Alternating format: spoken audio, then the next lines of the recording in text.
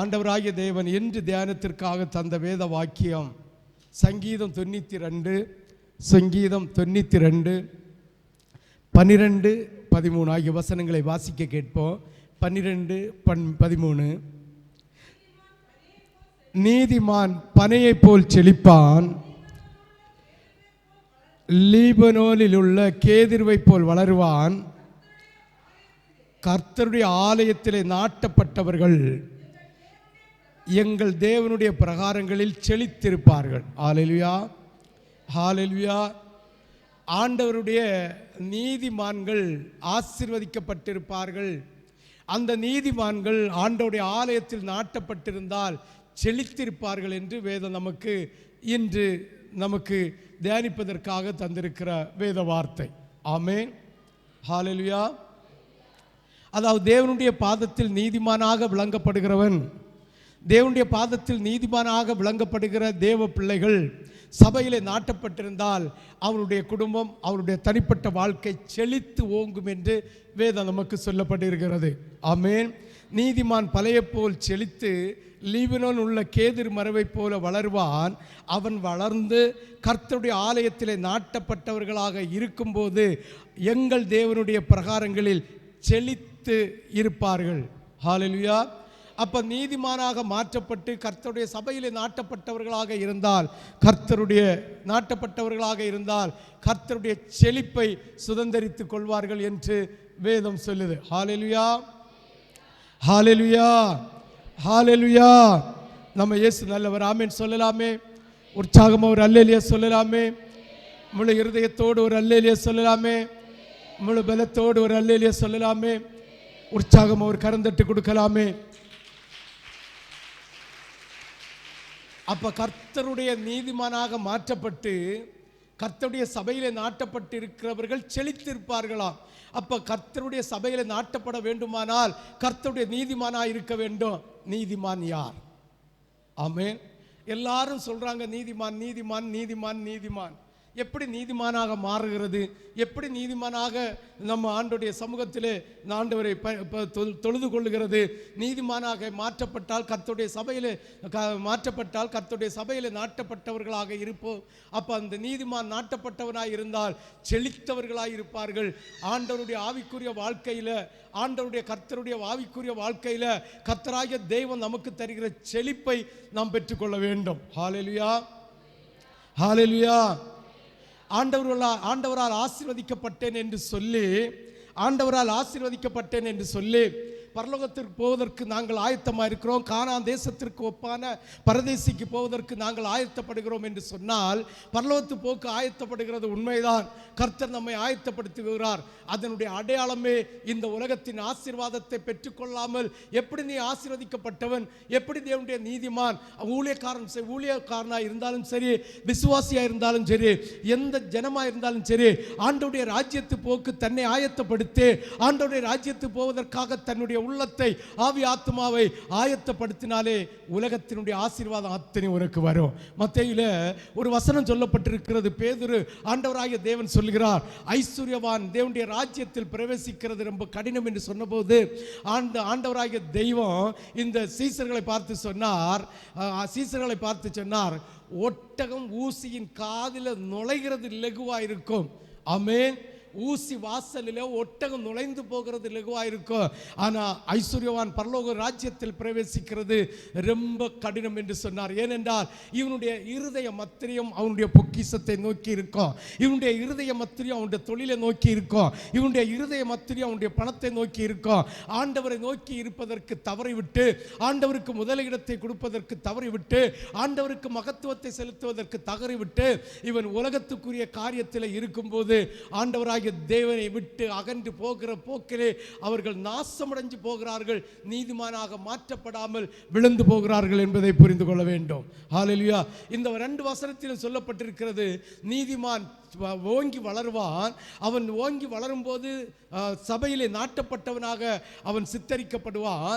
நாட்டப்பட்டவனாக மாற்றப்படும் போது அவன் செழித்திருப்பான். உண்மைதான். கர்த்தருடைய ராஜ்யத்துக்கு போவதற்காக உன்னை நீதிமானாக கர்த்தர் தெரிந்து கொண்டார் என்றால், உலகத்தின் ஐஸ்வர்யத்தை நீ பெற்றுக்கொள்ளாமல், உலகத்தின் ஆசீர்வாதத்தை பெற்றுக்கொள்ளாமல் இருந்தால், இயேசு உன்னோட இருக்கிறார் என்பதற்கு என்ன கிரியை, என்ன வெளிப்பாடு? நாங்கள் இன்னும் தரித்திரராக இருக்கிறோம், இன்னும் வியாதியோடு இருக்கிறோம், இன்னும் பாடுகளோடு இருக்கிறோம், எங்களுக்கு செலவுக்கு பணம் இல்லை, எங்களுடைய குடும்பத்தில் கல்வி கற்பதற்கு, பிள்ளைகளை கல்வி கற்க வைப்பதற்கு பணம் இல்லை, ஆசீர்வாதம் இல்லை. ஒரு வழியாய் 1000 ரூபாய் வந்தால் 2000 ரூபாய் செலவழிஞ்சு போகிறது, பொத்தல் பையில போட்ட பையை போல இருக்கிறது என்று நீங்கள் வேதனைப்பட்டு கொண்டிருக்க காரணமே நீங்கள் இன்னும் தேவனுடைய ராஜ்யத்தை போவதற்கு, தேவனுடைய நீதிமானாய் மாறுவதற்கான கிரியைகளை இன்னும் செய்யவில்லை. ஹல்லேலூயா, ஹல்லேலூயா. தேவனுடைய கிரியைகளை நீங்கள் செய்திருப்பீர்களானால் உங்களை கர்த்தராகிய தேவன் இதற்கு முன்னால் நீதிமானாய் மாற்றப்பட்டிருப்பார். நீதிமானாய் மாற்றப்பட்டால் நீ செழிப்பாய் என்று ஆண்டவராகிய தேவன் சொல்லுகிறது. அப்போ ஆண்டவருடைய நீதிமான்கள் செழித்து ஓங்கி வளருவார்கள், செழிப்படைந்தவர்களாக இருப்பார்கள். இந்த உலகத்தில் யாருடைய கையும் ஏந்தி போக மாட்டார்கள், எந்த குழுவக்குடியும் நாடி போக மாட்டார்கள். குழியக்குடியில் லோன் எடுத்தா கெட்ட முடியாமல் குழுவக்குடியில் இருக்கிற அத்தனை பேரும் வீட்டு வாசலில் வந்திருந்து துன்பப்படுத்தியிருக்கிறார்கள், துயரப்படுத்தியிருக்கிறார்கள். அது ஒரு வழி. இன்னொரு வழியில் சரீரத்தில் வேதனை, சரீரத்தில் துக்கம், சரீரத்தில் உபத்திரவம். ஐயோ என்ன பாடு, என்ன வேதனை, பிள்ளைகளுக்கு சமையல் பண்ணி கொடுக்குவதற்கு முடியாத சூழ்நிலை இருக்கிறது என்ற இந்த உபத்திரவம். இன்னொரு வழியில் பார்த்தா புருஷனால பிள்ளைகள்னால வீட்டில் நிம்மதி இல்லை. இந்த சூழ்நிலையில 3 சூழ்நிலையிலும் அமிழ்ந்து கொண்டிருக்கிற ஒன்னை பார்த்து சொல்கிறார், நீதிமான் பிழைப்பான், ஓங்கி வளருவான், நீதிமான் செழித்து ஓங்குவான். நீ தேவனுடைய ராஜ்யத்திற்கு போக ஆயத்தப்பட்டால் மட்டும் போதாது, நீ ஆண்டவருடைய ஆசீர்வாதத்தை பெற்றுக்கொள்ளாவிட்டால் நீ உன்னை எப்படி கிரியையில நீ வெளிப்படுத்த முடியும்? அதனால் நீ கண்டிப்பாக நீதிமானாய் மாற வேண்டும். ஹல்லேலூயா. உண்மையா சொல்றேன், கர்த்தர் உன்னை ஆசீர்வதிக்கிறார். நான் தேவனுடைய ராஜ்யத்துக்கு போக ஆயத்தப்படுகிறேன், நான் ஆண்டவருடைய பரலோகத்திற்கு போவதற்கு தன்னை ஆயத்தப்படுத்தி விட்டேன் சொன்னால் உலகம் எப்படி நம்பும்? உன்னை கண்டு யார் ரட்சிக்கப்படுவா? உன்னை கண்டு தேவனுடைய ராஜ்யத்தை சுதந்திரிப்பதற்கு யார் ஆயத்தப்படுவார்? நீ ஆண்டோடைய ராஜ்யத்துக்கு போக ஆயத்தப்பட்டால் இந்த பூமியின் சுதந்திரம் அத்திரியம், ஆசீர்வாதம் அத்திரியம் உனக்கு சுதந்திரமாக தருவார். ஹல்லேலூயா.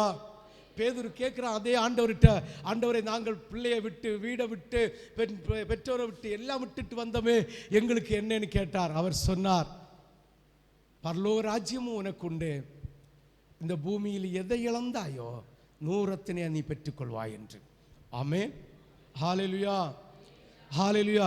என்னை கேட்கிற தேவனுடைய பிள்ளைகளே, நீ ஆண்டவரை உண்மையாக ஏற்றுக்கொண்டால், தேவனுடைய ராஜ்யத்துக்கு போவதற்காக மூழ்கி ஞானஸ்தானத்தை எடுத்து பரிசுத்த ஆவியை பெற்று தன்னைத்தானே வெறுத்து தன் சிலுவை சுமந்து கொண்டு இயேசுவுக்கு பின்னால் போக துணிந்தாய் என்றால், இந்த உலகத்தின் சம்பத்தை உனக்கு ஆசீர்வாதமாய் தருகிற தேவன், பொன்னும் வெள்ளியும் என்னுடையது, என்னுடைய பிள்ளைகளுக்கு இதை வீட்டில் பொக்கிஷமாக கொடுப்பேன் என்று ஆண்டவராகிய தேவன் வாக்கு தருகிறார். விசுவாசிக்கிறவங்க ஒரு அல்லேலூயா சொல்லலாமே. சரி பாஸ்டர், நாங்கள் பரலோகத்துக்கு போக்கு ஆயத்தப்படுவதற்கு நாங்கள் நீதிமானாய் மாற்றப்படணும். நீதிமானாய் மாற்றுவதற்கு நாங்கள் என்ன செய்ய வேண்டும்? ஒன்றும் செய்ய வேண்டாம். கண்களை கலிங்கம் போட்டு ஆண்டவருடைய சமூகத்தில் அடங்கி இருந்தாலே போதும். ஆமென். அவர் உன்னை நீதிமானாக மாற்றுவார். ஆமென். ஹல்லேலூயா. யாரெல்லாம் சந்தோஷமாக இருக்கிறது? சரி பாஸ்டர், இனி நாங்கள் நாவை அடக்கிறோம், கண்ணை கலிங்கம் போடுகிறோம், நாங்கள் நீதிமானாக மாற்றப்படுவோமா என்று கேட்டால், கண்ணை கலிங்கம் போடுகிறது எதற்காக என்றால், உலகத்தினுடைய ஆசீர்வாதத்தை நாம் கண்ணோக்கி பார்க்காமல் நம்முடைய கண்கள் வேதத்தில் இரவும் பகலும் தியானமாக இருக்க வேண்டும். சங்கீதம் 1வது அதிகாரத்தை எடுத்து வாசியுங்கள். 1வது வசனத்திலிருந்து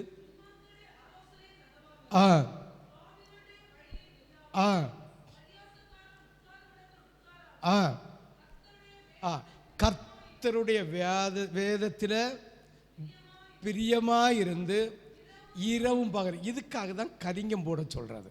ஆமென். ஹல்லேலூயா. இரவும் பகலும் கர்த்தருடைய வேதத்தில் பிரியமாக இருக்கிற மனுஷன் பாக்கியவான். ஹல்லேலூயா. யார் நீதிமான் சொல்லுங்களா? நீங்க அமர்ந்திருந்தால் போதும், வேற ஒன்றும் செய்யண்டாம். ஆமென். நீங்கள் அமர்ந்திருந்து தேவனுடைய ராஜ்யத்தை குறித்த வேத வசனங்களை தியானிச்சா மட்டும் போதும் கர்த்தர் உங்களை நீதிமானாய் மாற்றுவார். அப்போ வேத வசனத்தை தியானிக்கும் போது நம்ம என்ன உடுக்கணும், நம்ம என்ன உடுக்கப்படாது, என்ன சாப்பிடணும், என்ன சாப்பிடப்படாது, என்ன சிந்திக்கணும், என்ன சிந்திக்கப்படாது, என்ன பேசணும், என்ன பேசப்படாது, என்ன பார்க்கணும், என்ன பார்க்கப்படாது, எந்த அலங்காரம் செய்யணும், எந்த அலங்காரம் செய்யப்படாது என்று ஹல்லேலூயா ஹல்லேலூயா. அப்போ நல்லா புரிஞ்சுக்கணும், நாம் அமர்ந்திருந்தால் போதும். ஆமென்.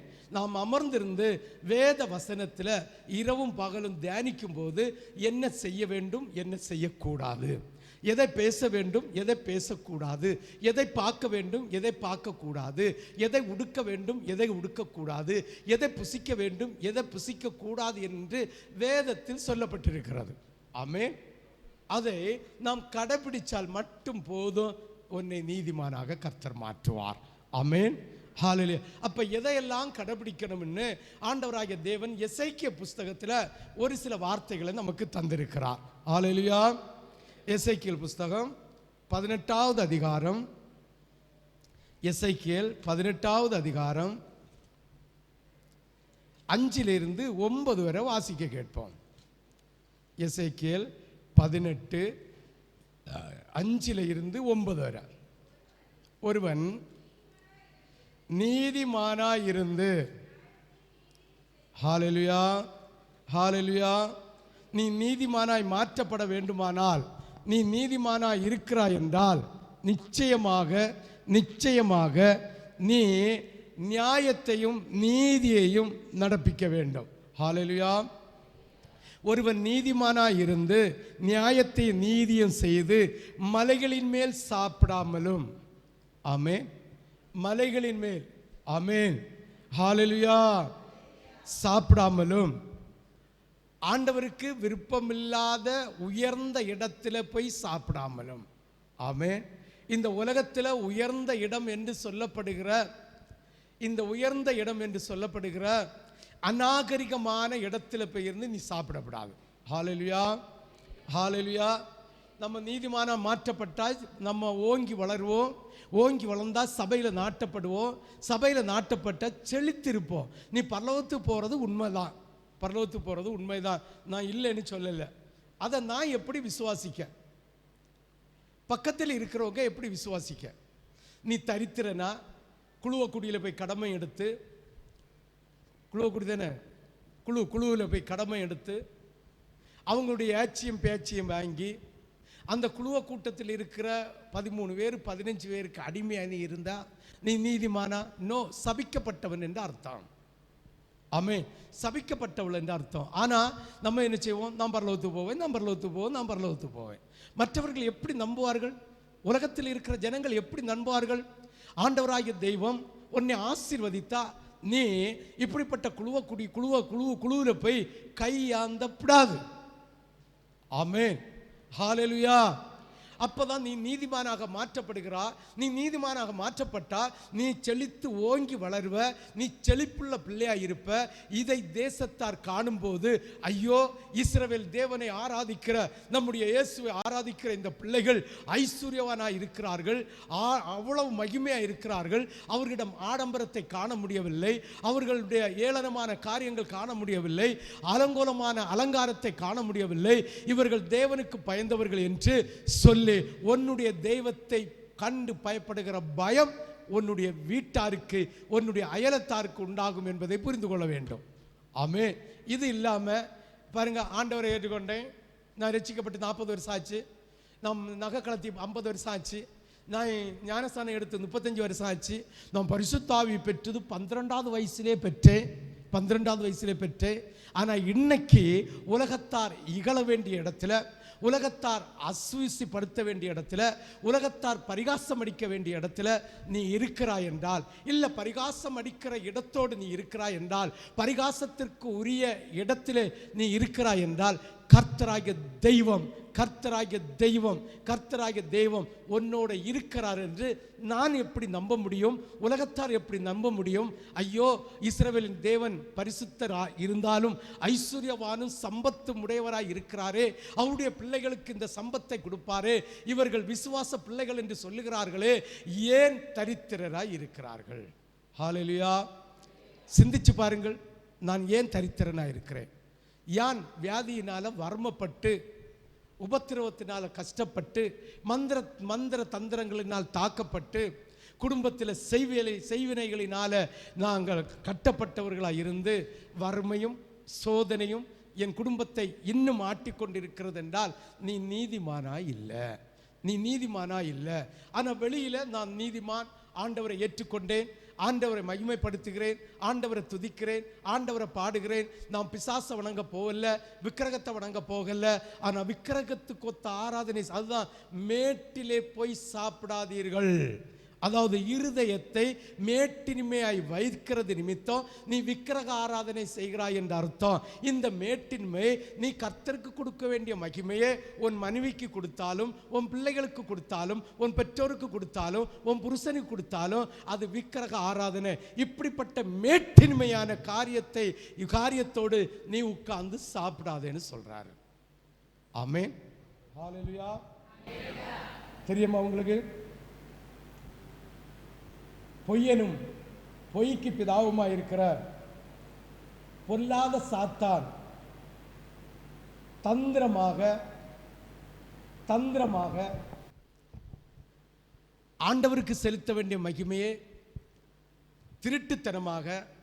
திருட்டுத்தனமாக அவன் பெற்றுக்கொள்ளுகிறான். வெள்ளிக்கிழமை காலையில் ஒரு மனுஷன் என்னை தேடி வந்தான். அவன் ஆண்டவரை ஆராதிக்கிறேன் என்று சொல்லுகிறான். அவன் சொல்றான், எனக்கு ஏதாவது தேவை இருந்தால் என் பல்லில் பச்சை தண்ணி படாமல் நான் உபவாசம் இருப்பேன், பல்லில் பச்சை தண்ணி படாமல் உபவாசம் இருப்பேன். கர்த்தர் எனக்கு அந்த காரியத்தை வாய்க்க செய்து தருகிறார். நான் புறந்தள்ளப்பட்டவனாய் என் தகப்பன் 1.5 சென்ட் மட்டும் தந்தது. நான் வாழ்ந்து கெட்ட குடும்பத்தில் வாழ்ந்தவன். இப்பொழுது 5.5 சென்ட் நிலம் வாங்கினேன். அதில் ஒரு அஸ்திபாரத்தை போட்டால் ஒரு நாளும் என்ன செய்யலை, வீடு கட்ட முடியலை. என்ன செய்ய முடியலை? வீடு கட்ட முடியலை. அவனுக்கு ஒரு வேண்டுதல்னா என்ன செய்வானா, பச்சை தண்ணி கூட பல்லில் படாமல்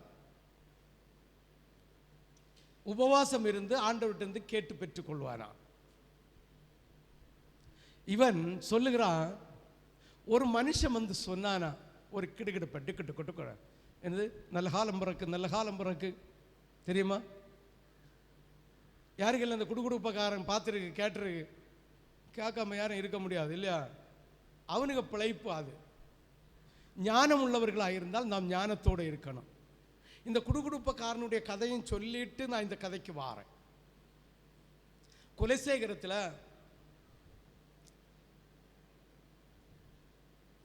ஒரு சர்ச்சுக்கு போகிற ஒரு வீட்டில் இந்த குடுகுடுப்ப வாரேன் போய் சொல்கிறான. ராத்திரி என்ன சொன்னான்னு அந்த வீட்டுக்காரர்களுக்கு புரியல. மறுநாள் காலையில் இந்த குடுகுடுப்பக்காரன் போகிறான்.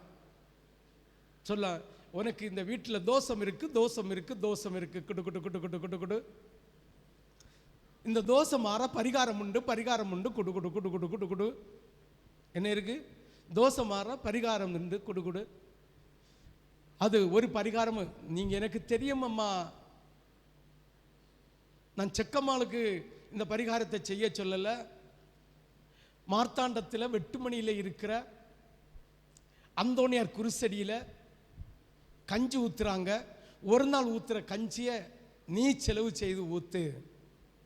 ஒரு நாள் ஊத்துகிற கஞ்சியை உன் செலவில் ஊத்து. இதுதான் பரிகாரம். என் தெய்வத்துக்கு நீ செய்ய மாட்டேன்னு சொல்லி விடுறான். ஒரு குடுப்பக்காரன், ஒரு ராப்பாடி வெட்டுமணியில் இருக்கிற அந்தோனியார் சிலைக்கு இந்த கஞ்சியை வேண்டி ஊத்துன்னு சொன்னா இவனிட்ட இருக்கிற செக்கம ஆவியும் அந்தோனியார் சிலையில் இருக்கிற ஆவியம் என்னன்னு ஞானம் உள்ளவர் புரிஞ்சு கொள்ளணும். ஆமென். இதை கேட்டுட்டு மடத்தனமா முட்டாள்தனமா இன்னைக்கு சிலைக்க முன்ன போய் கஞ்சியை ஊத்திட்டு அது மறைமுகமா தேவனுக்கு கொடுக்கிற மகிமையை பொய்யனும் பொய்க்கு பிதாவுமாய் இருக்கிற பிசாசு திருட்டுத்தனமாய் அதை பெற்றுக்கொள்வதற்காக செய்கிற தந்திரங்களில் ஒன்று. இந்த மனுஷன் இங்க வாரேன், இந்த மனுஷன் சொல்லிட்டு சொல்றான், ஒரு குடுகுடுப்புக்காரன் வந்தான், நீ இந்த இடத்துல ஒரு ஆசான் இருக்கிறான், நீ போய் பாரு, அவன் பணம் நேர கூடுதல் வாங்க மாட்டான், கொண்ட இருக்கிறத வேண்டிக்கொள்வான், போ அந்த பரிகாரத்தை செய், இப்போ எனக்கு காணிக்கத்தான். அப்போ இவனுக்கு காணிக்க 25 ரூபா கொடுத்தானா. சரி பொய் தான் பார்ப்பேன்னு ஒரு நாள் போனானா. போனப்போ அவன் சொன்னா, உன்ட எவ்வளோ பணம் இருக்குது? 20 ரூபா இருக்குது. 20 ரூபா கொடுத்துட்டான். ஒரு பூவை கொடுத்தானா, கொடுத்துட்டு என்ன செஞ்சானா, அந்த அஸ்திவாரத்தில் கொண்டு போடு, நீ வேலை தொடங்குவேன்னு. அப்ப பச்சை தண்ணி குடிச்சாம ஆண்டோடைய பாதத்தில் உபவாசம் இருக்கிற இவன் மேட்டிலே போய் சாப்பிடுகிறான். ஆமென் சொல்லலாமே. இன்னைக்கு கன்னியாகுமரி மாவட்டத்தில் 150 கிறிஸ்தவர்களும் நாள் பார்க்கறது, குறி பார்க்கறது, அஞ்ஞானம் பார்க்கறது, கேட்டா வெளியில் பந்தே கோஸ்து, வெள்ளை துணி, இல்லை ஆவிக்குரிய சபை, இல்லை நாங்கள் கிறிஸ்தவர்கள், ஏதோ ஒரு போக்கிரித்தனத்தை சொல்லி அவர்கள் கல்யாணம் முதல் கர்மாதி வர, கல்யாணம் முதல் கர்மாதி வர நல்ல நாளை பார்க்கணும். நேற்றுக்கு சபையில் ஒரு பிள்ளைக்கு வண்டி இறக்க போனோம். அங்கே உள்ளவங்க கேட்குறாங்க, நீங்கள் நல்ல நேரம் ஒன்று பார்ப்பீங்களான்னு. எங்களுக்கு சிரிதான் வந்தது. ஆமென். எங்களுக்கு சிரிதான் வந்தது. ஆமென்னு சொல்லு. அப்போ நல்லா புரிஞ்சுக்கணும், நல்ல நாள் பார்க்கறது, நாள் பார்க்கறது, வாரம் பார்க்கறது, நல்ல வாரம் பார்க்கறது, நல்ல மாதம் பார்க்கறது, நல்ல வருஷம். ரெட்டிப்பு வயசில் கல்யாணம் பண்ண மாட்டோம், என்ன செஞ்சிடும் தட்டி போயிடும். ரெட்டிப்பு வயசில் கல்யாணத்தை எடுத்தால் பிள்ளைக்கு 21 முடிய போகுது, இப்போ முடியலைங்கி, இனி எப்போ முடியும்? 22 முடிஞ்சு 23, பிள்ளைக்கு 25 முடியுது, இனி 25 முடிஞ்சு இப்போ எடுக்கலையங்கி 27 வயசுல எப்போ கதறுகிறார்கள். அப்போ நான் என்ன சொல்கிறேன்னா, இப்படி மேட்டை போய் சாப்பிடுகிற பிள்ளைகள் இந்த ரெட்டிப்பு வருஷத்தில் செத்து போயிரு. அடுத்தது ஒத்த வருஷம் வரும்போது தின்னும் வா, வெளியில் வா. கண்ண ரெட்டிப்பு வருஷம் உனக்கு ஐயா, ரெட்ட ஐயா, ஒத்த தான் கொள்ளலாம். அப்போ ஒத்தையில் மட்டும் வாழு, ரெட்டிப்பு வருஷம் செத்துப்போ. ஆமென். ஆண்டவர் ஆராதித்தால் ஆண்டவர் ஆராதிக்கணும், பாகாலை ஆராதித்தால் பாகாலை ஆராதிக்கணும். ஆமென். அவன் சொல்கிறான், பச்சை தண்ணி குடித்தாமல் நான் உபவாசம் இருப்பேன்னு. இப்படி நிறைய கிறிஸ்தவர்களை நான் கேள்விப்பட்டிருக்கேன். நிறைய பேர் என்கிட்ட சொல்கிறான், நான் அப்படி ஜோம் பண்ணுவேன் பாஸ்டர், இப்படி ஜோம் பண்ணுவேன் பாஸ்டர், ஆனால் மேட்டிலே போய் இருந்த ஆகாரத்தை புசிப்பார்கள். ஹல்லேலூயா. அதுதான் ஆண்டவர் சொல்கிறாரு, மலைகளின் சாப்பிடாமலும் இஸ்ரவேல் வம்சத்தாரின் நரகலான விக்கிரகங்களுக்கு நேராக தன் கண்களை ஏறெடுக்காமலும். நரகலான விக்கிரகம், உட்கார், நரகலான விக்கிரகம், நரகலான விக்கிரகம். ஆமென். கண் எடுத்து ஏறெடுத்து பார்க்கப்படாதான். ஆமென். இதுக்கும் ஒரு சின்ன கதையை சொல்லி தந்துட்டு போகிறேன். எனக்கு கேன்சர் வியாதி வர முன்ன, ரெச்சிப்படைய முன்ன, மாடத்திட்டி விழா, செபஸ்தியார் கோயில் திருவிழா, 10 நாள் திருவிழா. 10வது நாள் திருவிழாக்கு நான் அங்கே போகிறது உண்டு. அவளுக்கு வீட்டில் போய் இங்கே சனிக்கிழமை என்னஞ்சிடுவேன்னா எனக்கு கடையை பூட்டிட்டு வந்து அப்போ நல்ல ரிங்ஸ் சாப்பிடுவேன். யாரு சிரிச்சிட்டு ஆமேன்னு சொல்லுங்களா, துக்கத்தோடு சொல்லக்கூடாது. ஆமேன். உங்கள் வீட்டிலெல்லாம் உங்கள் வீட்டுக்காரரெல்லாம் எவ்வளோதான் தண்ணி சாப்பிடுவான்னு தெரியல, டெய்லி ஒரு ஃபுல்லு வாங்கி போடியவனுக்கு ஒரு குவார்ட்டர். ஆமேன். ஹல்லேலூயா. அப்போ திருவிழாக்கு போகிறேன், விடிய விடிய கம்பக்கட்டு நடக்கிறது வரைக்கும் இருக்கணும். எப்படி? கம்பக்கட்டு நடக்கிறது வரை இருக்கணும். இந்த குழந்தைய 1 மணிக்கு ஒரு இருக்கா, அடுத்து 2 மணிக்கு ஒரு இருக்கா, இந்த எலும்பி பால் குடித்தேன் தெரியுமா? இதே போல் கொஞ்சம் சிக்கு தீர்ந்ததும் நேர வண்டியில் போய் ஐட்டத்தையும் அடித்து ஜூஸையும் குடிச்சிட்டு மிச்சர் ஏதாவது வேண்டி வச்சிருப்பேன், தின்னிட்டு வருவேன். பிள்ளைகள் வேடிக்கை பார்த்துட்டு திரிவாங்க. ஆமென். அந்த நாள் நான் என் கடையை பூட்டிட்டு வந்து பிள்ளைகள் 2 பேரும் ஒருங்கி இருக்கிறாங்க. பிள்ளைகளுக்கு கூட பாஸ்டரமாக ஒருங்கி இருக்கிறாங்க. பிள்ளைகளுக்கு என்னது வாங்கணும்? ஜேசிபி, டப்புன்னு எல்லாம் வாங்கணும். அம்மாவுக்கு அக்கா வீட்டுக்கு போனோம். ஒரு குஷி. ஆனால் அங்கே பார்த்தீங்கன்னா தெரு பூரா குடி நடக்கும். சின்ன பிள்ளைகளும் குடிப்பார்கள். கேட்டால் சொல்லுவாங்க, நல்ல நாள் திருவிழா இல்லா எள்ளு போல பய அடித்ததான் செய்வான். நாளைக்கு அதே பய அப்படி சொல்லியா இல்லை, அவளுக்கு மூக்கில் பிடிச்சி சவுட்டு கொடுப்பான். ஆமென். அந்த தெருவே தண்ணி அடிக்கும். பன்னி அரைச்சி என்ன, மாட்டிறைச்சி என்ன, ஆட்டிறைச்சி என்ன. என் கையிலையும் 10,000 ரூபா கொண்டு போய் 1 பைசா மீதி இல்லாததான் வருவேன். அப்படி போக்காக நான் தண்ணி அடிச்சுட்டு இருக்கேன்.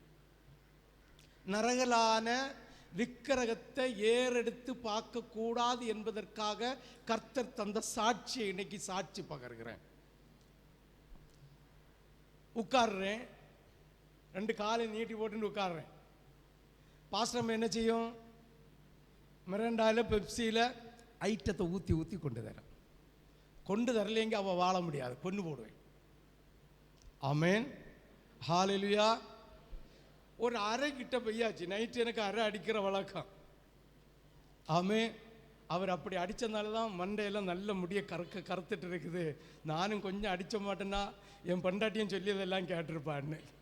சரி. ஆமென். அரை பொய்யாச்சு. போகும்போது எனக்கு ஒரு குரல் கேட்குது. என்னை 2016 ஆல்பனுடைய ஆஸ்பத்திரியில் வச்சு சந்தித்த தேவன். ஆமென். எனக்கு குரல்ல பேசுறார். உன் மனைவிட்ட சொல்லு, இந்த விக்கிரகம் இருக்க கோயிலுக்கு என்னை கூட்டிட்டு போகலைங்க, நான் தண்ணி அடிய நிறுத்தியேன். எப்படி? அப்ப எனக்கு கூட தண்ணி அடிச்சவனும் எல்லாம் சொல்லுவானுவான்.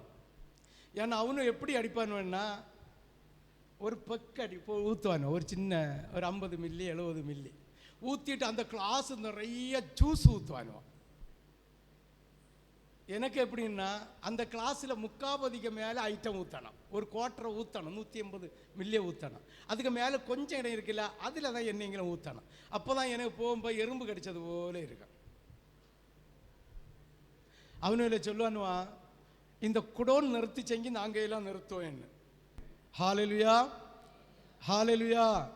அப்படிப்பட்ட ஒரு குடிகாரன் உட்கார்ந்திருந்து தண்ணி அடித்து முடிவார் ஆகும்போது கர்த்தர் சொல்றாரு, இந்த விக்கிரகம் இருக்கிற கோயிலுக்கு என்ன கூட்டிட்டு போக மாட்டேன்னா நான் தண்ணி அடிய நிறுத்தியேன். அப்போ நான் தண்ணி அடிய நிறுத்தக்கு எனக்கு வியாதி ஒரு காரணம் இல்லை, வேற ஒன்றுமே காரணம் இல்லை. இந்த குரல் கேட்டதும் நான் ஆல்ரெடி ஓகே, சிக்கெல்லாம் பெய்யாச்சு. அரை அடித்த போதையெல்லாம்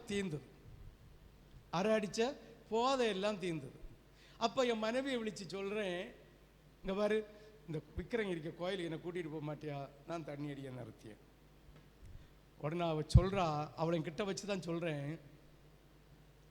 கோயிலும் வேண்டாம் கொட்டாரம் வேண்டாம்ப்பா, நீங்கள் தண்ணி அடி 16 வருஷம் தண்ணி அடிக்கிறதுனால எவ்வளவு வியாதனைகளை அவள் கண்டிருப்பான்னு உள்ளதை புரிஞ்சுடுங்க.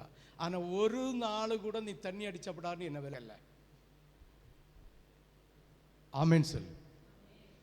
அப்போ திரும்பவும் சொல்லியா, அப்பா ஒரே அடியாக நிறுத்திடாதுங்க. பிளட்டில் என்ன இருக்கும்? ஆல்கஹால் இருக்கும், சாராயம் இருக்கும். அது உடனே நிறுத்தினா சுவரிங் ஃபிக்ஸு வரும்.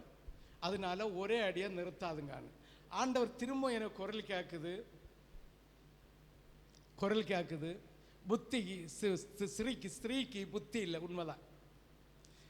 இந்த பொம்பளைகளுக்கு ஒரு நடத்தைகளை பார்த்தோம்னா திடீர்னு யோசனை சொல்லுவாங்க, அது ஆண்டவருக்கு பிரியமில்லாதது இருக்கும். ஆண்டவர் சொன்னது 100% ரைட். ஆமே. ஆனால் ஆண்டவர் அதிகம் நேசிக்கிறது, ஆண்டவர் அதிகம் நேசிக்கிறது ஸ்திரியை தான். ஆமென்.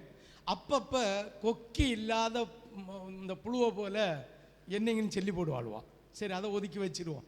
ஆமென். ஹல்லேலூயா.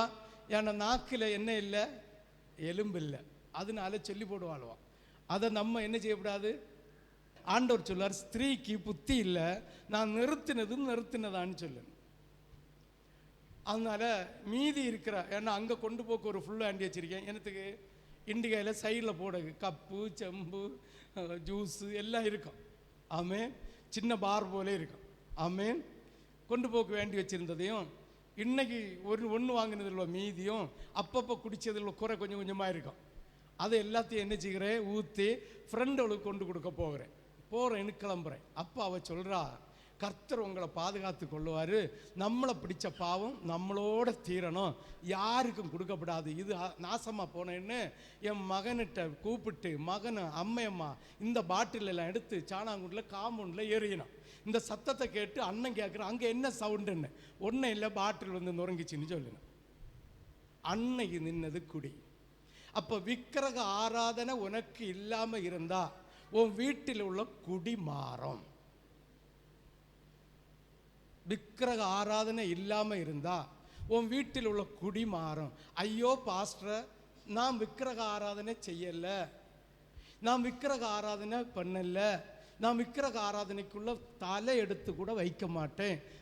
தலை எடுத்து வைக்க வேண்டாம், கால் எடுத்து கூட நடக்க மாட்டேன். நீ கால் எடுத்து நடக்கண்டா.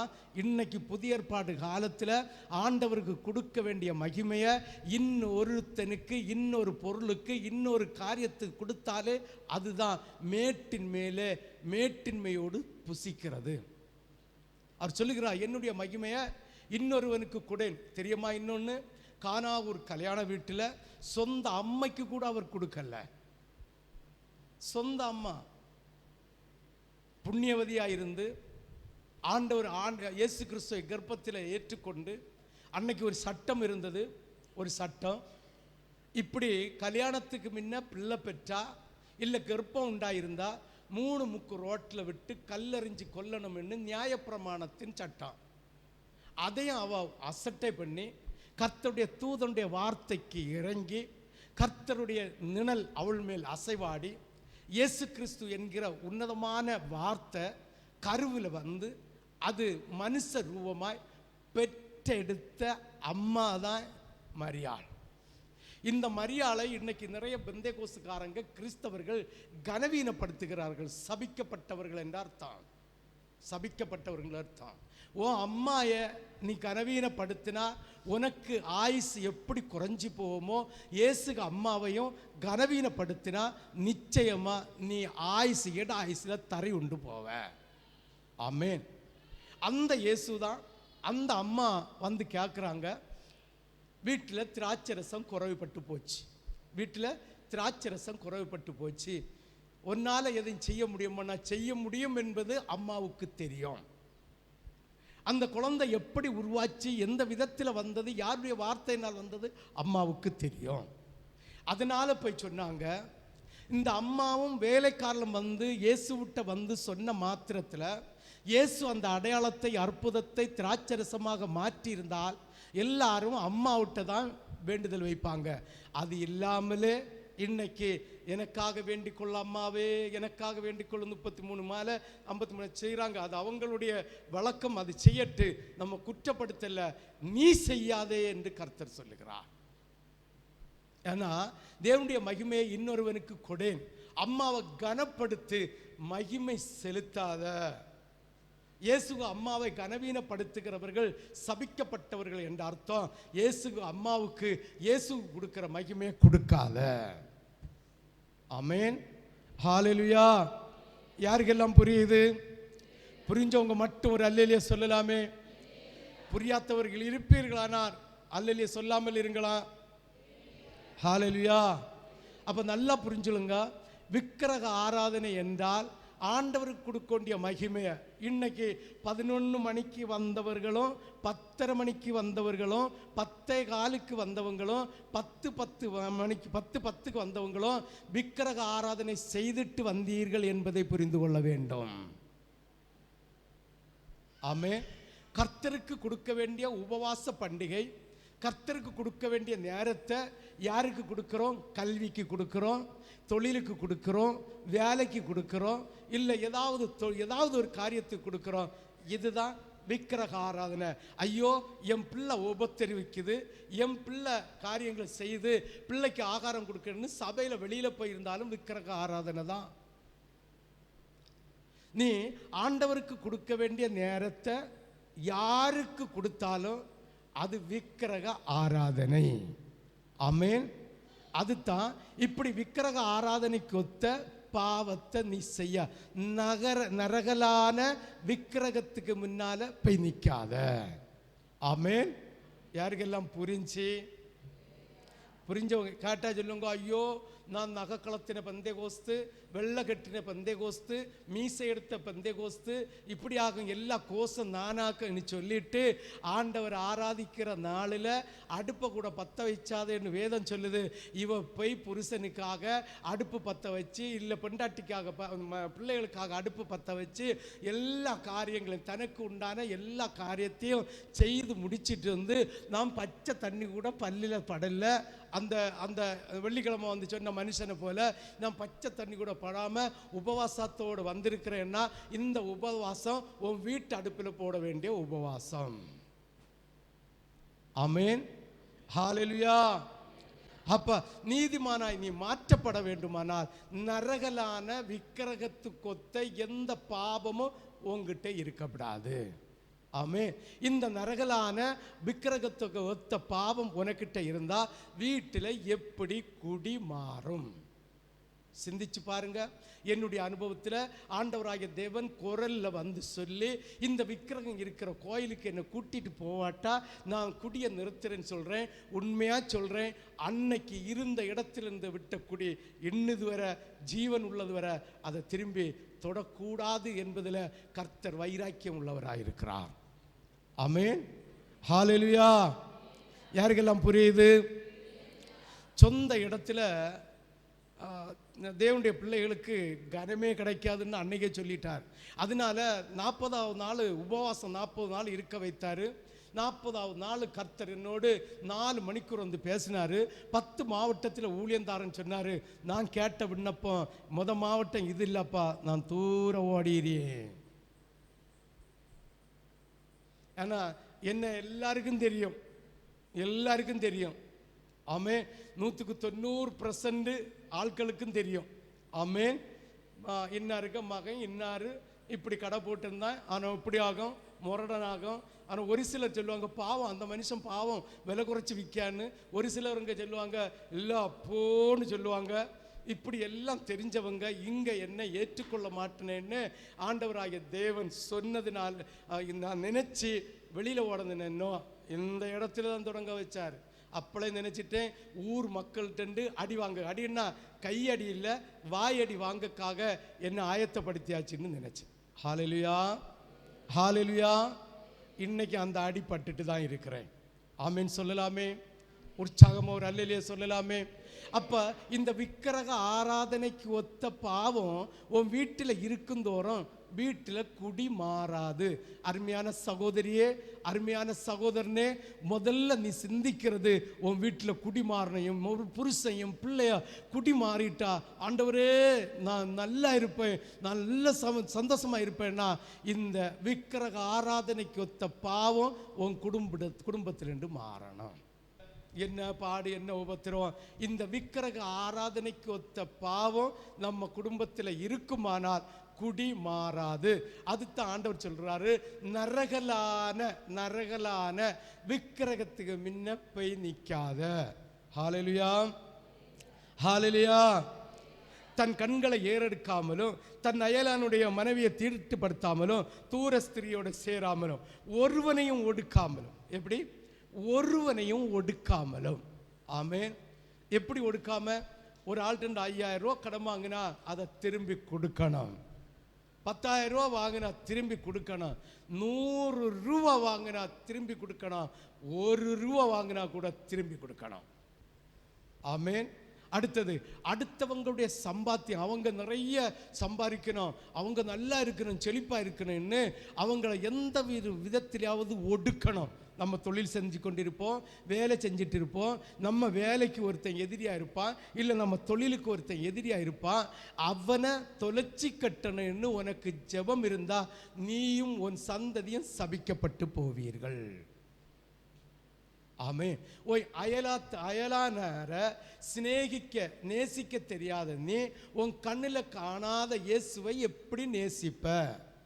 ஆமே.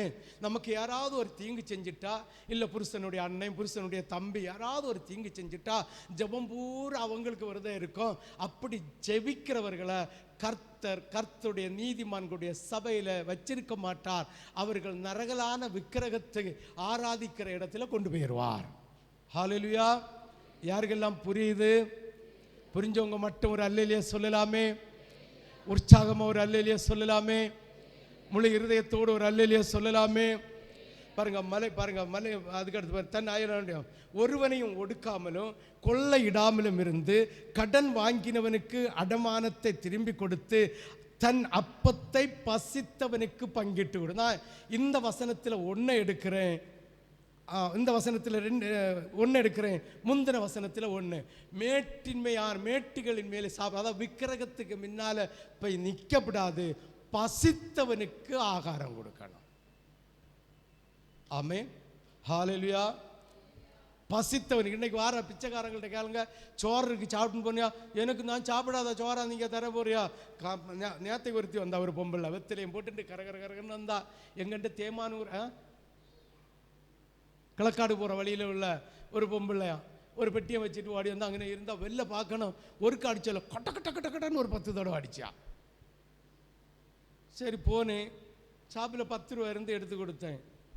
ஐயா நான் இதை நம்பி வரல, பெரிய உதவியை நம்பி வந்தேன். நீ ஒரு காரியம் செய்ய, நல்ல சாப்பாடு வச்சிருக்கேன், நான் அவியல் கூட்டெல்லாம் வச்சிருக்கேன், என் கையினால் வச்சது, நீ சாப்பிட்டு போனால் உன் வயிற்று வலியும் தீரும், நாங்கள் சாப்பிட வரோம், பெரிய உதவி இருந்ததாருங்கான்னு எழும்பிடுன்னு. அவள் போகிற இடத்துல என்ன சொல்லிட்டு போயிருப்பா? இந்த பாஸ்டர் கஞ்சேன், இந்த பாஸ்டர் கல்லை, இந்த பாஸ்டர் ஒன்றுமே செய்ய மாட்டான், எச்சி கை கொண்டு காக்க விரட்ட மாட்டான்னு சொல்லியிருப்பான். ஆமென். பாத்திரம் அரைஞ்சி பிச்சை போடணும். இன்னும் ஒரு சாட்சியை சொல்கிறேன். நான் கடை நடத்திட்டு இருக்கும்போது நான் ரட்சிக்கப்பட்டுட்டேன், தேவனை துதிச்சு பாடிட்டு இருக்கிறேன், ஊழியம் தொடங்கல. அப்போது ஒரு கிறிஸ்மஸ் டைம், ஒரு 10-15 நாளைக்கு முன்ன இந்த ஏரியாவில் உள்ளவங்களுக்கு தெரியும், 2 குஷ்டரோகிகள் வருவாங்க, மாதந்தோறும் வருவாங்க. அன்னைக்கு அவன் வந்திருக்கிறான். மாதந்தோறும் 5-10 காணிக்க இந்த தர்மம் போட்டு விடுவாங்க. அன்னைக்கு நான் என் வீட்டில் படியில் இறங்க நிற்கும்போது சட்டையை சுருட்டி இன்னைக்கு நடந்தது போல இருக்கு, சுருட்டி நிற்கும்போது 2 இந்த குஷ்டரோகியும் வரான். குஷ்டரோகிக்கு தர்மம் போடணுமா வேண்டாமா? சொல்லு மகா. போடணும் இல்லையா? குஷ்டரோகிக்கு தர்மம் கொடுக்கப்பான்னு சொல்லுவாங்க, கை வைத்துங்க பாப்பா. அப்போ எல்லாரும் தர்மம் கொடுக்கணும். அவன் பாத்திரம் அரைஞ்சி பிச்சை போடு. அவன் கேட்ட உடனே நான் ஒய்ஃபிட்ட சொன்னேன், மேசையில் பணம் இருக்குது, 100 ரூபா எடுத்து ஆளுக்கு 50 ரூபா கொடு, கிறிஸ்மஸ் இல்லை பாவம் கொண்டாடிட்டு போட்டு. அப்போ ஆண்டவருடைய குரல் கேட்கு, நீ கொடுக்காதேன்னு. என் உடம்பு உச்சந்தலை முதல் உள்ளங்கால் வரை வசரத்து. ஆண்டவர வார்த்தையா இல்லை சத்துருவானவன் சதிக்கிறானான்னு நான் ஆலோசிக்க நின்று.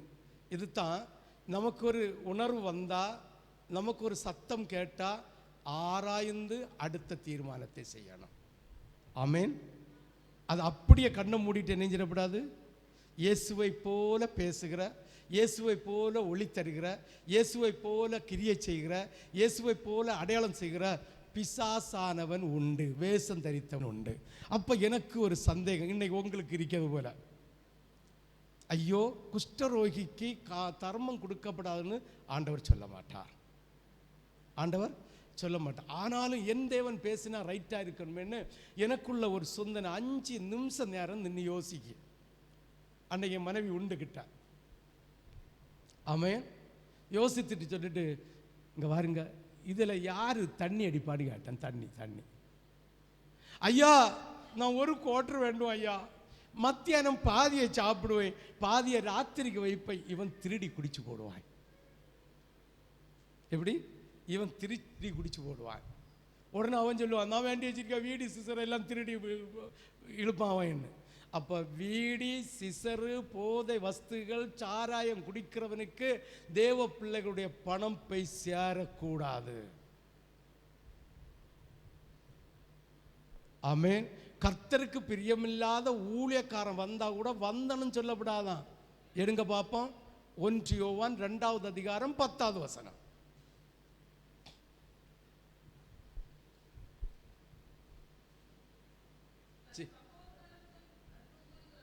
தன் 1 யோவான் 2வது அதிகாரம் 2 யோவான் 10வது வசனம். ஒருவன் உங்களிடத்தில் வந்து வேதத்தில் உள்ள உபதேசத்தை கொண்டு வராத ஒருவன், ஆமென், ஹalleluya, ஹalleluya, ஹalleluya, உங்க வீட்டில் ஏற்றுக்கொள்ளாமலும் பிரைஸ் தி லார்ட் பாஸ்டர்னு சொல்லாம இருக்கிறமா. அடுத்த வசனத்தை வாசி. அப்படி சொன்னா வாழ்த்துதல் சொல்லுகிறவன் அவன் விபச்சார அலங்காரத்தோடு இருக்கிறவர்களுக்கு ஞானஸ்தானம் கொடுக்கிறதனுடைய துன்மார்க்கம் உனக்கு வந்து சேரும். ஆமென் சொல்லு. ஹalleluya, ஹalleluya, ஹalleluya. அப்ப ஒரு சாராயம் குடிக்கிற இந்த குஷ்டரோகிக்கு நீ கொடுக்கிறாய் என்றால் அவன் சாராயம் குடிப்பதற்கு உனக்கு தந்த ஆசீர்வாதத்தை பிரதிபலனை நீ அவனுக்கு கொடுத்து குடிக்க வைக்கிறாய் என்ற அர்த்தம். ஆமே. இப்ப சொல்லுங்க, குஷ்டரோகிக்கு தர்மம் கொடுக்கணும், குடிகார குஷ்டரோகிக்கு தர்மம் கொடுக்கலாமா கொடுக்கப்படாதா? கொடுக்கப்பாதுன்னு சொல்றவங்க கையை உயர்த்தி ஒரு அல்லேலூயா சொல்லுங்களா. இதை எப்படி நீ அறிவ? அதுதான் நீதிமான் எப்படி இருக்க வேணும்னு கர்த்தர் கற்றுத் தருகிறார். ஆமென், ஹalleluya. இதை எப்படி அறிய முடியும்னா, நீ ஆண்டவருடைய நீதிமானா இருந்தால் இதை பகுத்தறிந்து கொள்ளலாம். ஆண்டவருடைய நீதிமானா இல்லாவிட்டால் பகுத்தறிய முடியாது. ஆமென். அப்ப நீ நீதிமானா இருக்கணும்னா நரகலான விக்கிரகத்துக்கு முன்ன போகப்படாது, மற்றவர்களை ஒடுக்க விடாது. அதனால நாங்கள் பரிசுத்தவான், நாங்கள் புண்ணியவான், நாங்கள் எல்லாம் பந்தேவஸ்காரங்க, மற்றவங்க எல்லாம் நரகத்துக்கு வரணும் ஒதுங்கி திரிஞ்சேன்னா கர்த்தர் உன் மேலே அவங்களுடைய இரத்த பலியை கேட்பாரு. புறஜாதிகள்கிட்ட அன்பு வை,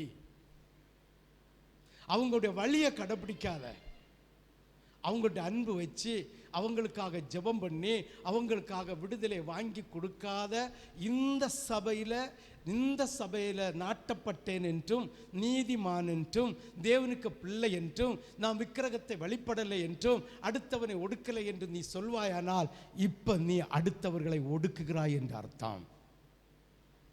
வஞ்சிக்கிறது மட்டும் ஒடுக்கிறது அல்ல.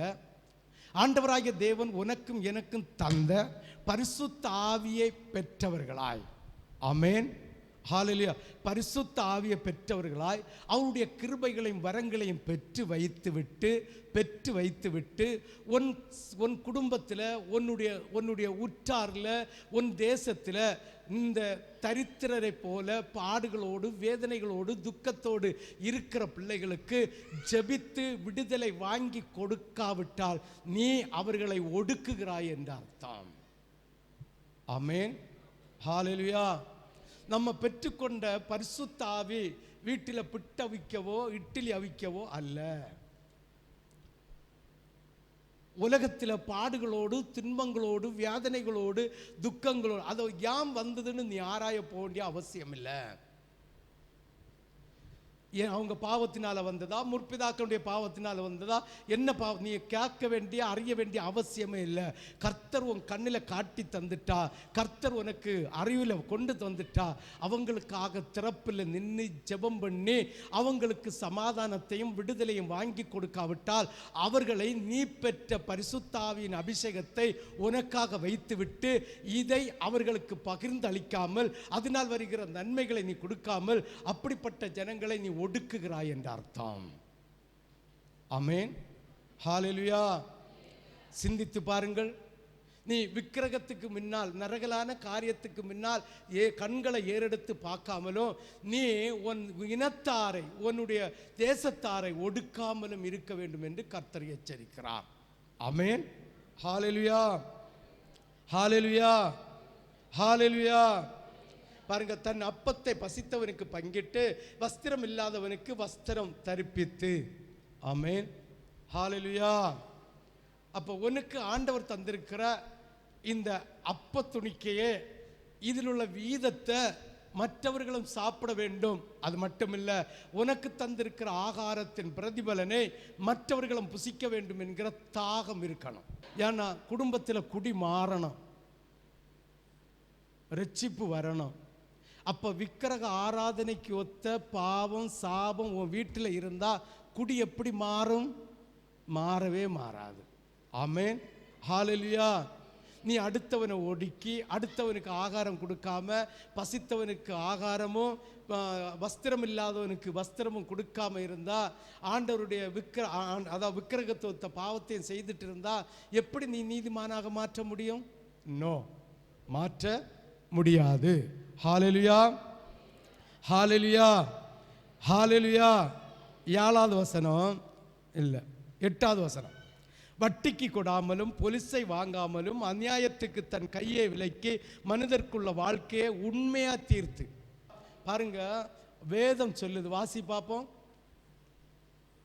ஒருவனை ஒடுக்காமலும் கொள்ளையிடாமலும் கடை வாங்கினவனுக்கு அடமானத்தை திரும்பி கொடுத்து தன் அப்பத்தை பசித்தவனுக்கு பங்கிட்டு வஸ்திரம் இல்லாதவனுக்கு வஸ்திரம் தரிப்பித்து வட்டிக்கு கொடாமலும் பொலிசை வாங்காமலும் அநியாயத்துக்கு தன் கையை விலக்கி மனிதருக்குள்ள வாழ்க்கையை உண்மையாய் தீர்த்து என் கட்டளையின்படி நடந்து என் நியாயங்களை கை கொண்டு உண்மையாய் இருப்பானாயில் அவனே நீதிமான். வாசிங்க பார்ப்போம், யார் நீதிமான்? இவ்வளவுத்தையும் வாசித்துட்டு நீங்க சும்மா இருங்க, கர்த்தர் உங்களை நீதிமானாய் மாற்றுவார். ஆமென், ஹல்லேலூயா. வாசிங்க பார்ப்போம் 9வது வசனத்தை. 8:9. வட்டிக்கு கொடாமலும் பொலிசை வாங்காமலும் அநியாயத்துக்கு தன் கையை விலக்கி மனிதர்க்குள்ள வழக்கை உண்மையாய் தீர்த்து என் கட்டளையின்படி நடந்து என் நியாயங்களை கை கொண்டு உண்மையாய் இருப்பானாயில் அவனே நீதிமான், அவன் பிழைக்கவே பிழைப்பான் என்று கர்த்தராகிய ஆண்டவர் சொல்லுகிறார். ஹல்லேலூயா, ஹல்லேலூயா, ஹல்லேலூயா, ஹல்லேலூயா, ஹல்லேலூயா. யாருக்கெல்லாம் புரியுது யார் நீதிமான்? பீல போய் எசேக்கியேல் 8வது அதிகாரம் தானே, 18வது அதிகாரம் 5 to 9 வரை வாசி. இதில் நான் சொல்லி தந்த பாயிண்ட் விக்கிரக ஆராதனை, அதை நீ செய்யாத. அடுத்த ஒவ்வொன்றா சொல்லி தந்துட்டு இருந்தேன். கடைசியில் கர்த்தருடைய 9வது வசனத்தை வாசி. கர்த்தருடைய கட்டளையின்படி நடந்து கர்த்தருடைய நியாயத்தை கை கொண்டு உண்மையாய் இருப்பானாகில். இப்ப இந்த இடத்துல யாரெல்லாம் நீதிமான்? கை வைத்த சொல்லல. நம்ம பிள்ளைகள் நிறைய இருக்கிறாங்க, அதனால உங்களை வெட்கப்படுத்த வைக்கல. யார் நீதிமான்? வெள்ளை ட்ரெஸ் உடுத்திருக்கலாம், காலத்தில் மூக்கில் எல்லாம் கலத்தி இருக்கலாம், மூலிகை ஞானஸ்தானத்தை பெற்றிருக்கலாம், அடுத்தவர்களுக்காக ஜெபித்திருக்கலாம், திறப்பில் நின்றிருக்கலாம், எல்லாம் செய்திருக்கலாம். யார் நீதிமான்? உங்க மனசாட்சியிட்ட கேட்டு பாருங்க. உங்க உள்ள இருக்கிற மனசாட்சியிட்ட கேளுங்க. அப்ப நீதிமான் செழிப்பான், வளர்வான். பூமிக்குரிய ஆசீர்வாதத்தை சொல்றேன். இந்த நீதிமானா இருக்கிறது பரலோகத்துக்கு போகிற தகுதி. ஹல்லேலூயா, ஹல்லேலூயா. அது பரலோகத்துக்கு போக ஆயத்தமான பிள்ளைகள் நீதிமானா இருப்பார்கள். நீதிமானா இருக்க வேண்டுமானால் என்ன தகுதின்னு நான் சொல்லல, வேதம் சொல்லுகிறது. இந்த வேதம் சொன்ன வார்த்தையை உங்கள் காதில் கேட்டு இருதயத்தில் வைத்து அதை வாயினால் பேசி அதை கற்றுக்கொண்டு நீதிமானாய் மாறினால் உண்மையா சொல்றேன், பேதுருட்ட சொன்ன வார்த்தையை கர்த்தர் இன்று நமக்கு தருகிறார். நீ இழந்ததை 100 அத்தனையாய் பெற்றுக்கொள்வாய். ஆமென். ஹல்லேலூயா, ஹல்லேலூயா, ஹல்லேலூயா. நீதிமான் எப்படி வளருவானா? பனையை போல ஓங்கி வளருவானா? கேதுரு மலத்தை போல செழித்திருப்பானா? நீதிமான் சபையில நாட்டப்பட்டிருப்பானா? நாட்டப்பட்ட நீதிமான் குடும்பம் செழிக்கும். ஆமென். அப்ப உன் குடும்பம் குடி இல்லாம இருக்கணும். உன் குடும்பம் குடி இல்லாம இருக்கணும். உன் குடும்பத்தில் ரட்சிப்பு உண்டாகணும். உன் குடும்பத்தில் ரட்சிப்பு உண்டாகணும். உன் குடும்பத்தில் சமாதானம் உண்டாகணும். யார்கிட்டையும் கையாந்த போகக்கூடாது. நம்ம கடன் மாறி மாறி 500 100 அது வாங்குறது வேற, கடன் வாங்க விடாது. ஆமென். 100க்கு 100 சொல்றேன். குழுவ குடியில போய் கடன் வாங்குறவர்கள் சபிக்கப்பட்டவர்கள் என்று நம்ம வேதம் பல இடத்துல சுட்டி காட்டுகிறது. ஆமென். நீங்கள் நினைப்பீங்க 1 பைசா வெட்டி 2 பைசா வெட்டி, ஒரு அடமானமும் கொடுக்கல, நகை கொடுக்கல, லொட்டு கொடுக்கல, ஒன்றும் கொடுக்கல, சும்மா தாரான்னு. நீ 1 மாதம் கட்டாம மறு மாதம் கட்டாமல் இருந்தால் அந்த குழுவ கூட்டத்தில் உள்ள 15 குழுவக்கூடி தலைவிகளும் சேர்ந்து உன் வீட்டில் வந்து ஆமை புகுந்தது போல புகுந்திருப்பாங்க. ஆமென். ஹல்லேலூயா. சிந்திச்சு பாருங்க, யோசித்து பாருங்க. நம்ம யாரை ஆராதிக்கிறோம் சொல்லுங்களா? இயேசு பிச்சைக்காரரா?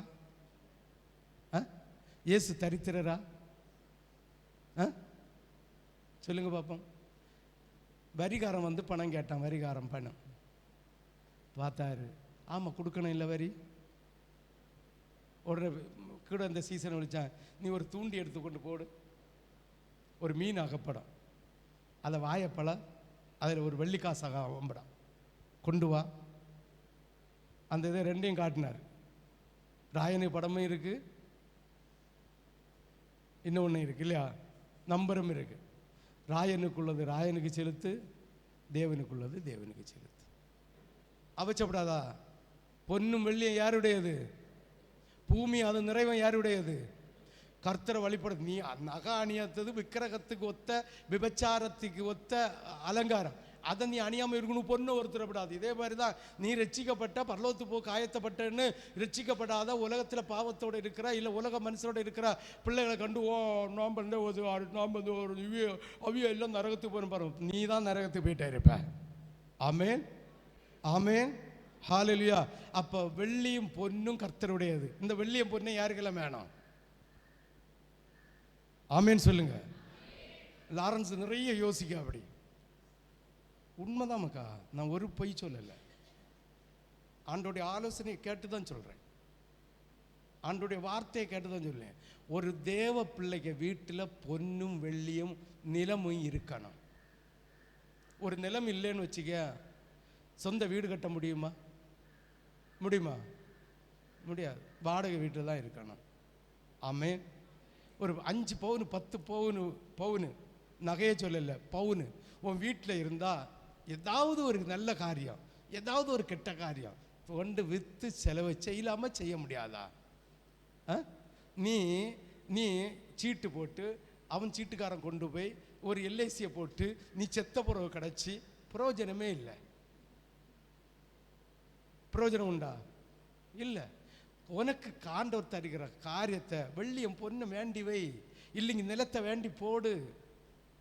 இந்த ஆசீர்வாதம் உனக்கு இல்லைன்னா நீ, நான் இயேசுவை ஏற்றுக்கொண்டேன், இயேசுவை தரித்து கொண்டுகிறேன், நான் துதிக்கிறேன் ஜெபிக்கிறேன்னா நீ சபிக்கப்பட்டவன்னு அர்த்தம். ஏதோ ஒரு சாபம் உனக்குள்ள இருக்குன்னு அர்த்தம். ஆமென்.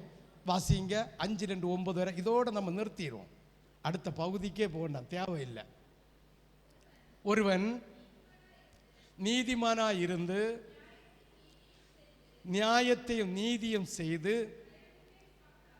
தயவு தாட்சணை பார்க்காமலும் இஸ்ரவேல் வம்சத்தாரில் நரகலான, ஆண்டவருக்கு கொடுக்க வேண்டிய மகிமையை நரகலான நேரத்துக்கு கொடுத்தும் கண்களை ஏறெடுக்காமலும் தீட்டுப்படுத்தாமலும் சேராமலும் ஒடுக்காமலும் கொள்ளையிடாமலும் இருந்து கடன் வாங்கினவனுக்கு அடமானத்தை திரும்ப கொடுத்து தன் அப்பத்தை பசித்தவனுக்கு பங்கிட்டு வஸ்திரம் இல்லாதவனுக்கு வஸ்திரம் கொடுத்து வட்டிக்கு கொடாமலும் பொலிசை வாங்காமலும்